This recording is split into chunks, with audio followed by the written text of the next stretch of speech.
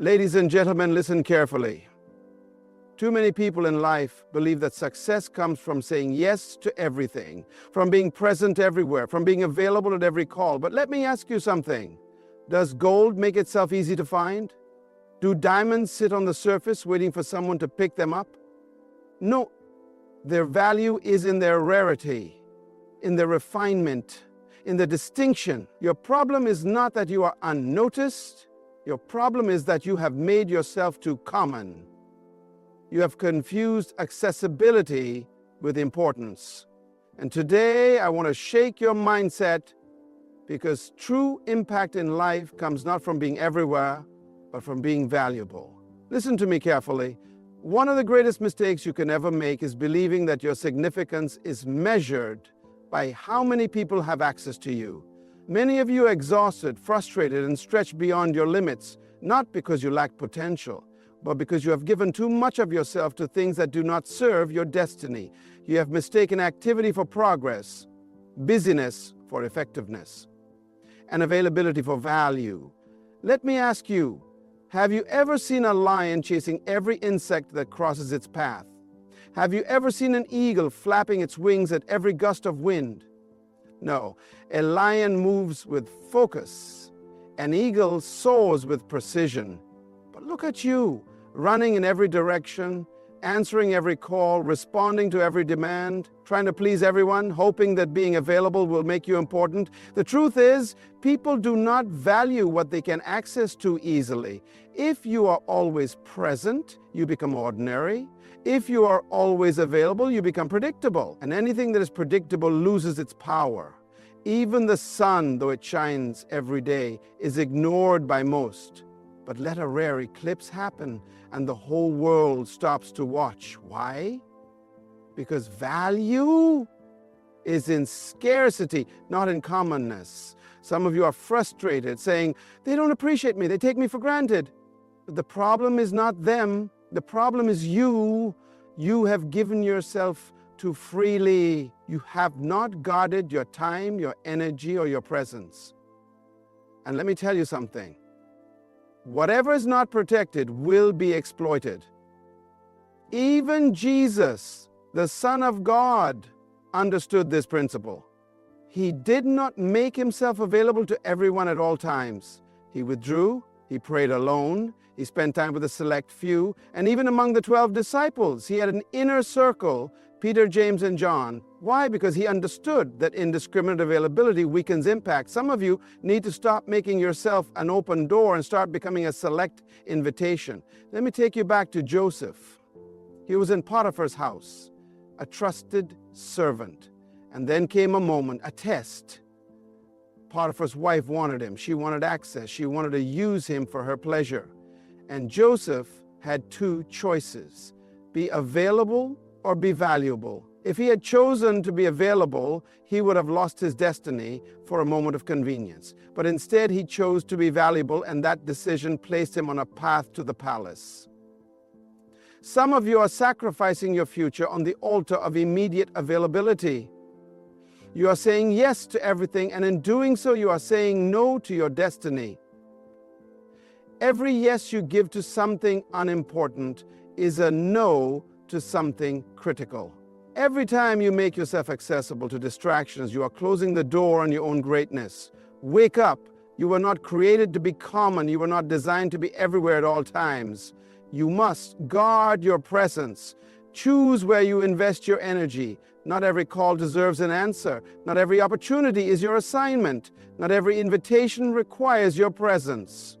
If you do not take control of your availability, people will waste your life for you. From this day forward, stop chasing recognition through presence and start building your worth through refinement. Because the truth is, the world does not chase what is always available. It chases what is truly valuable. We live in a world where people believe that visibility equals value. They think that if they are not constantly seen, constantly in the spotlight, constantly in front of people, then they are not progressing.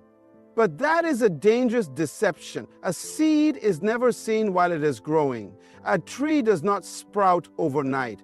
A foundation is buried deep in the ground before a building ever rises. The most valuable things in life are prepared in private before they are revealed in public.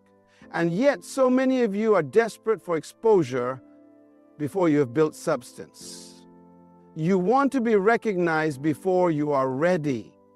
You want to be called great before you have done the work. But let me tell you something. What is revealed too soon will be destroyed too quickly. Do you know why God hides you before He promotes you? Because greatness must be developed in the dark. Before David ever held a throne, he held a slingshot in the wilderness. Before Joseph ever sat on the throne of Egypt, he was locked in a prison. Before Moses ever led millions, he spent 40 years in the desert. And before Jesus ever started his ministry, he spent 30 years in obscurity preparing. The problem is, many of you despise the season of preparation. You are frustrated because no one sees you. You are impatient because your gift has not yet been recognized. But let me ask you, do you want to be seen too soon and fail? Or do you want to be prepared fully so that when you are seen, you stay? A student locked in a library is not wasting time. He is investing in knowledge. A runner training in isolation is not being ignored. He is being conditioned for victory. A musician practicing behind closed doors is not being overlooked. He is sharpening his skill. The question is, are you willing to be hidden so that when your time comes, you will be ready? So many people today crave attention, but attention is not the same as anointing. The fact that people know your name does not mean you are valuable. Popularity does not equal power. Fame does not equal fulfillment. If you rush to be seen before you are ready, you will crumble under the weight of exposure. You must first develop in private what you want to sustain in public. Even Jesus understood this. Do you realize that the Son of God himself did not start his ministry until he was 30 years old? Why? Because even he needed preparation. If Jesus had to grow in wisdom before he stepped into his calling, what makes you think you can skip the process? What makes you believe you can be effective without being equipped? You must shift your mindset. Stop seeking attention and start seeking refinement. Stop chasing the spotlight and start embracing the process. Stop trying to be seen and start working to be strong, because when the time is right, when your preparation is complete, when your foundation is strong, God himself will reveal you. And when he does, no man will be able to ignore you. The world does not need people who are just present. It needs people who are prepared. One of the greatest skills you will ever develop in life is the ability to say no without guilt. Some of you are exhausted, burned out, and overwhelmed, not because you lack talent, not because you lack time, but because you lack discipline in your decisions. You say yes to everything and everyone, thinking that availability equals significance. But let me ask you, have you ever seen a king begging for attention? Have you ever seen a CEO running around trying to please everyone? No, because they understand something that many of you have not yet learned. What you say no to is just as important as what you say yes to. The enemy of purpose is not always failure. Sometimes it is distraction. And the greatest distractions in life often come disguised as good opportunities. Many of you are entangled in things that look important, but they are not your assignment. You are doing what is nice instead of what is necessary. You are busy, but you are not productive. You are helping everyone, but you are not building yourself. And the reason is simple. You have not yet mastered the power of saying no. Joseph was given an opportunity to say yes to Potiphar's wife. It was an easy offer, a secret pleasure, a shortcut to favor. But Joseph understood something. You can gain temporary pleasure and lose eternal purpose. He knew that saying yes to her was saying no to his destiny. And so he ran. He didn't negotiate. He didn't compromise. He didn't delay. He ran. Because sometimes your greatest act of wisdom is not what you accept, but what you reject. Some of you need to stop negotiating with distractions. You keep entertaining things that God has called you to walk away from. You keep justifying relationships that are draining your strength. You keep saying yes to obligations that are not aligned with your calling. But hear me today. Just because something is good does not mean it is God. Just because something is available does not mean it is assigned to you. If you are not careful, you will spend your life saying yes to small things and miss out on the great things you were born for. Even Jesus understood this. Do you realize that Jesus did not heal every sick person on earth? He did not go to every city. He did not say yes to every request. At one point, people begged him to stay in one place, but he refused because he knew he was called to move forward.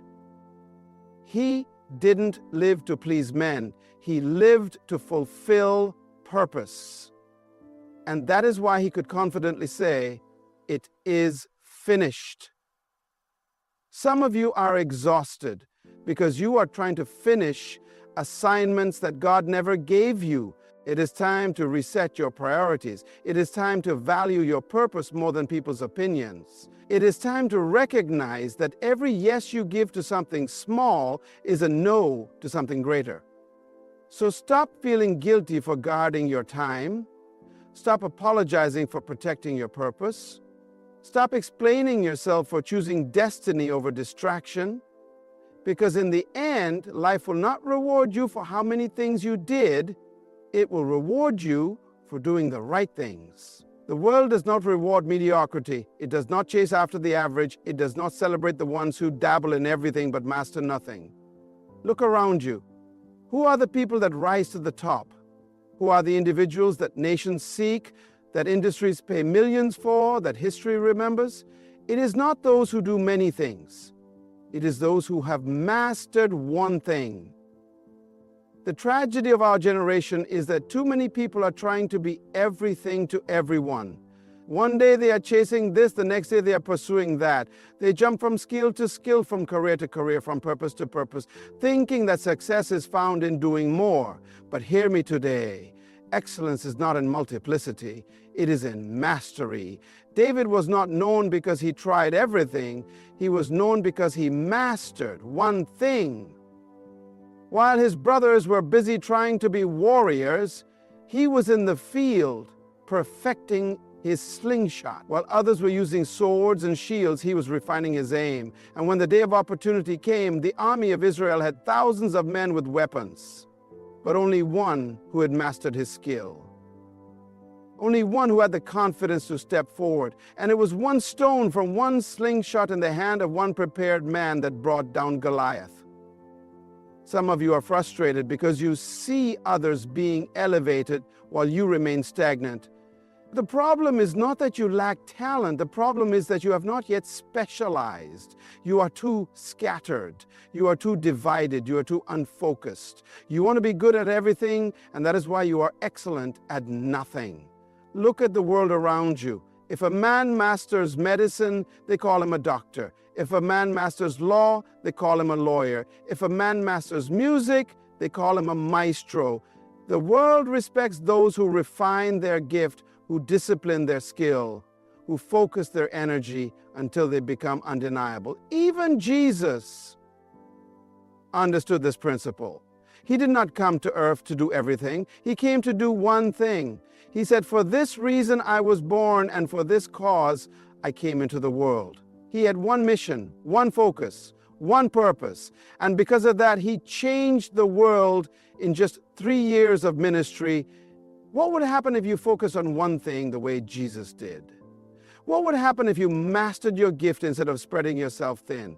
The world does not chase after the common. It pursues the extraordinary. And the extraordinary is simply the ordinary that has been refined, disciplined, and perfected. Stop trying to be everything. Stop running in every direction. Find your one thing. Develop it, refine it, master it. And when you do, the world will come looking for you. Anything that is too common loses its value. The more accessible something is, the less people appreciate it. More easily they can reach you, the less they respect you. The more you say yes to every demand, the less they see you as significant. The reason why gold is expensive is because you cannot find it on the surface.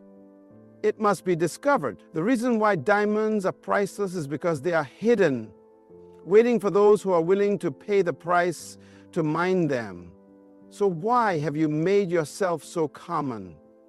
Why have you allowed yourself to be so easily reached, so easily drained, so easily taken for granted? Many of you are frustrated because people do not value you. They do not respect your time, they do not appreciate your presence, and they do not recognize your worth. But the problem is not them, the problem is you. You have given unlimited access to those who have not earned it. You have allowed yourself to be available at all times to all people for all things. But hear me today, your value increases when your access decreases. Jesus, the Son of God, did not allow himself to be everywhere at all times. He was strategic about his presence. He chose when to be seen, who to invest in, and where to spend his time. He spoke to the crowds, but he poured into the 12. And even among the 12, he had 3, Peter, James, and John, who had closer access to him than the rest. Why? Because indiscriminate access dilutes impact. You cannot be everywhere for everyone and still be effective. Some of you are trying so hard to be liked that you have made yourselves common. You say yes to every meeting, yes to every request, yes to every opportunity, hoping that people will see your value. But let me tell you something. Kings do not beg for attention. Great leaders do not run after people. Those who carry true value do not chase. They choose. Do you know why some people never grow? Because they're too available. Do you know why some businesses never expand? Because they cater to everyone instead of focusing on those who value them. Even luxury brands understand this principle. You will never see a Rolls-Royce advertisement on television. You will never see a private jet company begging for customers. Why? Because they understand that rarity creates demand. The more restricted something is, the more value it becomes.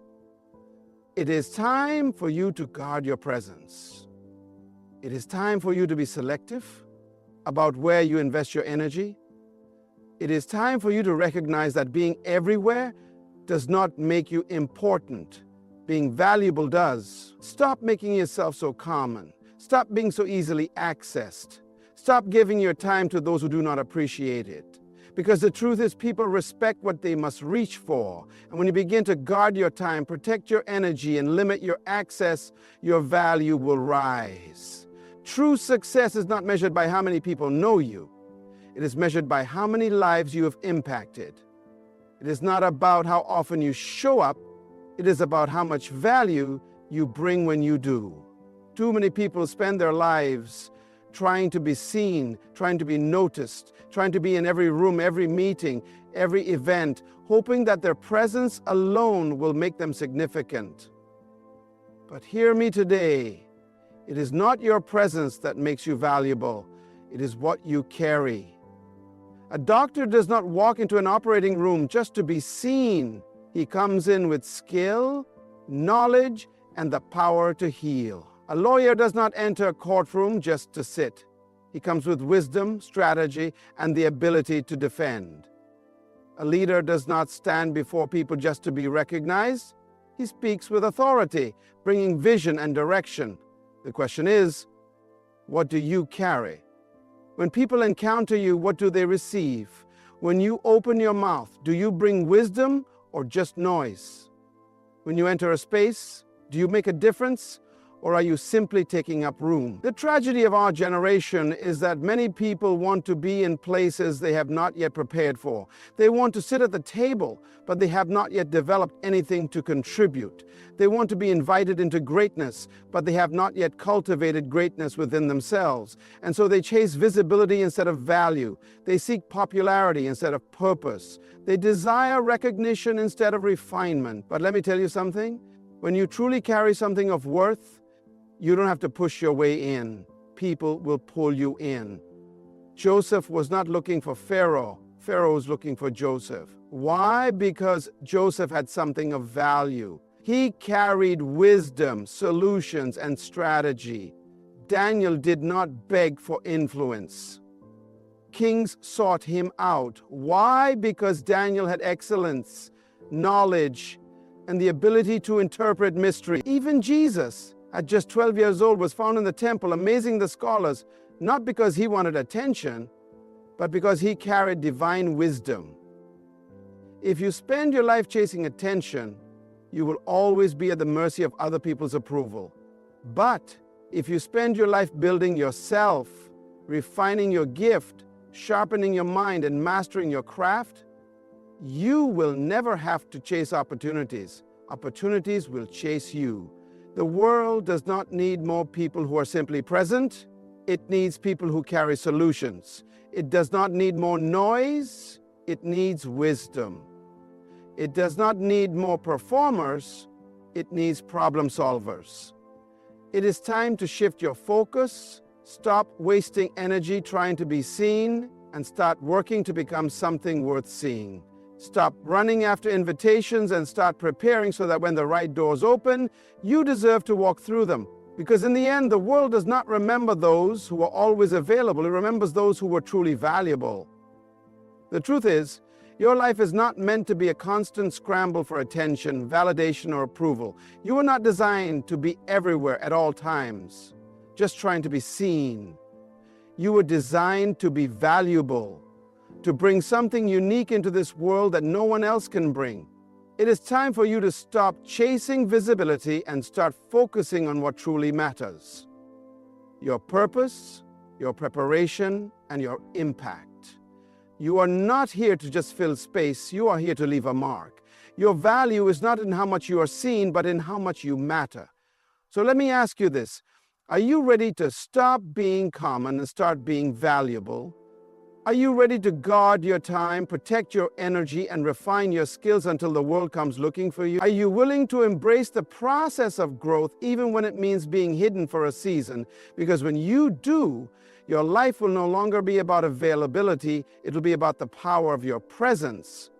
And trust me, when you are truly valuable, you will never have to chase success. It will chase you. Good luck on your journey. Keep refining, keep building, and keep preparing. Your time is coming. Thank you.